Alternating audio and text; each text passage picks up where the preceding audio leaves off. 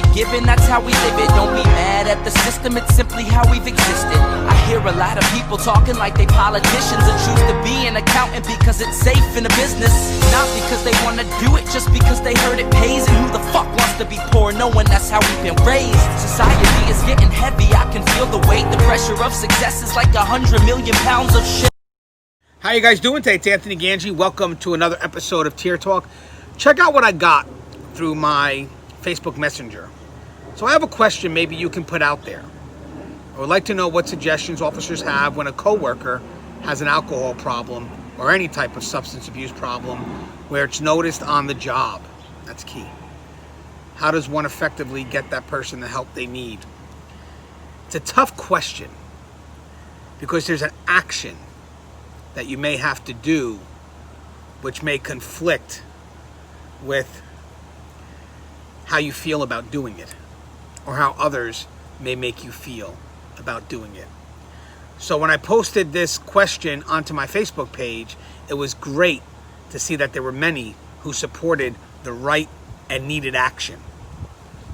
And I'm going to get to that when we come back from our break. Now, guys, if you haven't, the show Tier Talks for you brave men and women at work in correction. So please subscribe, interact, engage, comment, hit that bell. That bell is going to notify you every time I post my video. We're going to go to our sponsor, and when we come back, we're going to cover this tough topic. What should you do when a coworker of yours is obviously having a problem with either drinking or substance abuse, and you start to notice it on the job? It's tough. Stand by. I wanted to attend a university that had an intelligence program. I wanted to look at problems different. I wanted to increase my critical thinking abilities. AMU offered those avenues to expand. Obtaining your degree as an adult, you're actually paying yourself and investing in yourself. You can't put a dollar on it, it's priceless. It's something that can never be taken away from you. American Military University. Learn from the leader. Guys, inmate manipulation is a course that is highly needed. It's the process that's so slow moving and subtle that you don't realize it's happening. When inmates choose to manipulate, they manipulate our need to react. Situational awareness and insight is going to save your career. It's going to save you from doing foolish things. Listen to your gut.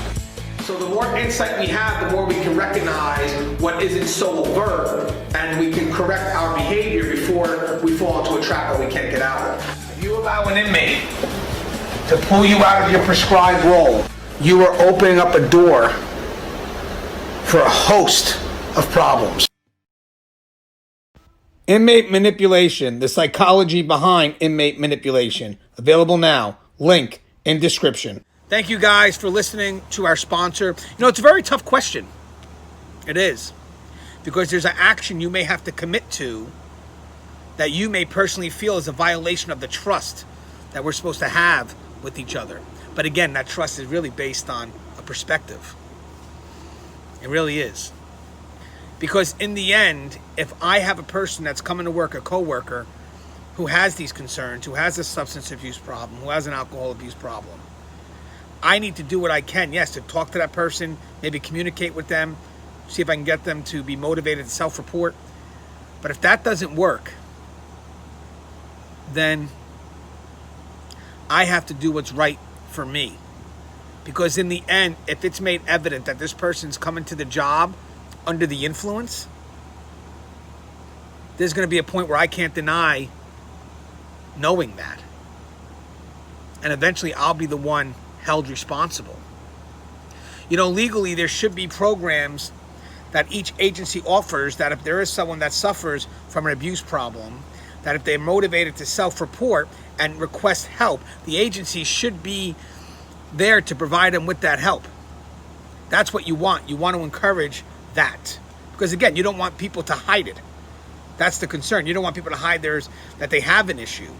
So you should have something in play that motivates them to report it, so then they can go ahead and get the help that they need without being afraid that there's a consequence that comes with that.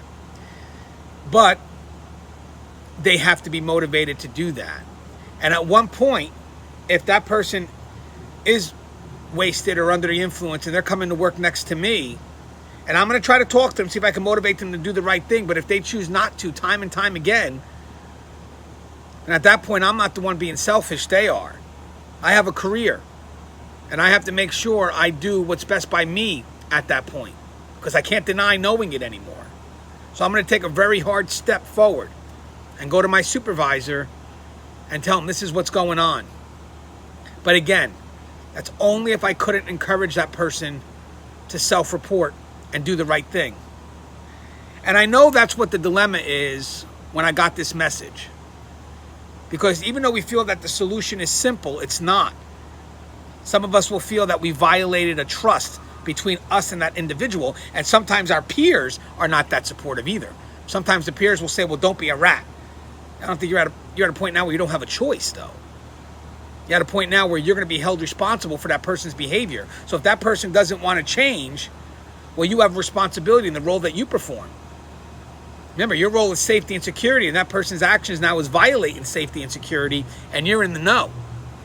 But I just want to read some comments that I feel also support what I'm trying to get, the message I'm trying to get out there, which hopefully, if you're in this situation right now, this goes to show you that if you have to report it, because again, you've exhausted all measures, that it's the right thing. So, first person says, and I'll leave their names anonymous, all you can do is offer help. We're all stubborn and say we don't need it. Just day by day, offer what you can. Just don't cover for him or her. Don't put your job on the line. But again, you have that initial interaction with the individual. I'm here to help. What can I do? What can I do? But at one point, if that person is not willing to accept your help, they're the one that pushes you into doing that next step that you may have a conflict with. I had a good friend who got hooked on prescription opiates, worked with me in corrections, committed suicide. You could never convince him there was a problem. Substance abusers have to want help. You can't drill a hole and pour it in. Now, there's a good perspective here too, because you can't just walk away from it either. If you know that this person actually needs help, then maybe what you need to do is, even against their own wishes, push them into a situation where help is going to be forced on them. Again, if they can't recognize they have a problem, then maybe you have to put them in a situation where they get the help regardless if they want it or not. So again, if you can't motivate them to step up, then maybe you should put them in a situation where they have to. Because in this case here, this person wind up committing suicide. And probably they committed suicide without even thinking they had a problem. Go to them personally and talk to them. All you can do is offer. It's up to them to take the appropriate steps to heal themselves. Support is key. If they pass on the help you offer, it's on them. At least you know you tried. This would be offering help outside of the work environment, mind you. So, of course, you have both sides. I mean, if you're talking to this person on a personal level, you come this way they need to go. But in the end, they have to step through. They have to want to do it. That's the key. First priority is your safety. Safety of other staff, and yes, safety of prisoners. If this coworker is putting safety in jeopardy, you may have to make a hard decision. If you notice it's a good bet, others have also noticed. Maybe something like an intervention. If that doesn't help, you may have to go to command. I hate the idea of telling on another officer, but if all offers for help are rebuffed, you have to remember you and other staff have a right to walk out in the same condition you went in. Prisoners have a legal right to as safe as an environment that the state can reasonably provide. You don't want to be named in a lawsuit or having to explain what you knew and when did you know it after an incident, and that's very well said. A few more. It's all about making this sincere offer to help them. They have to make the choice to accept it. Also, be honest and let them know that it's noticeable at work and affecting everyone. Make sure they know you can't and won't cover for them. You will help them if they choose to get the help. That's also very well said. Make sure they know you can't and won't cover for them, but you will help them if they're willing to take the help. Another one. If a coworker's behavior is adversely affecting unit programming efficiency, it is to be reported. But now, on the other hand, you're not going to only work with people you're vaguely familiar with.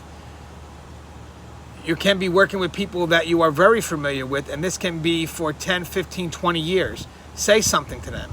Have their back. And if that doesn't work, then report it to your supervisor. Ultimately, you have to be ready to make that report to your supervisor. But let's not forget this. That coworker has a duty to report themselves. be there, done that, 24-year retiree. So this person's been there and done this. But I like this here. Ultimately, you have to be ready to make that report to your supervisor. But let's not forget this. That coworker has a duty to report themselves, if that's the case. That's powerful. If it's affecting the job, it needs to be reported. Total zero tolerance right there. The problem with substance use is it's progressive and eventually will create significant opportunities for illegal activity, including medication diversion, drug dealing, keeping secrets that ought not to be kept, inappropriate engagement with inmates, etc. The officer needs to help, and by law can get that help without fear of job loss if they do it right, as it is protected under law. There is the personal obligation, but when all is said and done, the professional obligation is by far more important.